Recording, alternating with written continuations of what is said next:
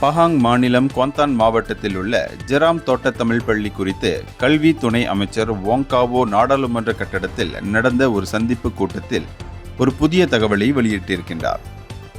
இந்த சந்திப்பில் ஜெராம் தோட்ட தமிழ் பள்ளி மேலாளர் வாரியத்தின் தலைவர் டத்தோ நடீசன், மலேசிய தமிழ் பள்ளி வாரிய கூட்டமைப்பின் செயலாளர் சுப்பிரமணியன் ராகவன் கலந்து கொண்டனர். கடந்த ஆகஸ்ட் 1 நடந்த அமைச்சரவை கூட்டத்தில் ஜெராம் தோட்ட தமிழ் பள்ளிக்கு நிலம் கட்டுமானம் குறித்து அமைச்சரவையின் முடிவு பற்றி துணை அமைச்சர் விளக்கமளித்தார்.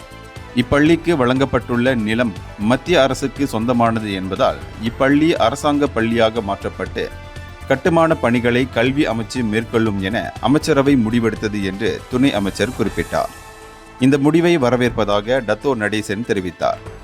2014 முதல் இப்பள்ளிக்கு கட்டுமானம் நிலம் காரணமாக தடைப்பட்டு போனதும் பள்ளி தற்சமயம் கொள்கலனில் இயங்குவதும் கடந்த 11 ஆண்டுகளாக பல இன்னல்களை மாணவர்களும் ஆசிரியர்களும் பெற்றோர் ஆசிரியர் சங்கமும் மேலாளர் வாரியமும் எதிர்நோக்கி வருவதாக அவர் குறிப்பிட்டார்.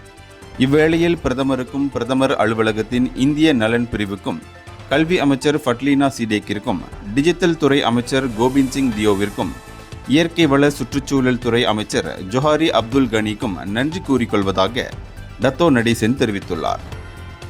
அது மட்டுமின்றி இப்பிரச்சினைக்கு தீர்வு காண உரிய நடவடிக்கை எடுத்த கல்வி துணை அமைச்சர் வோங்காவோவிற்கும் அவர் நன்றி தெரிவித்தார்.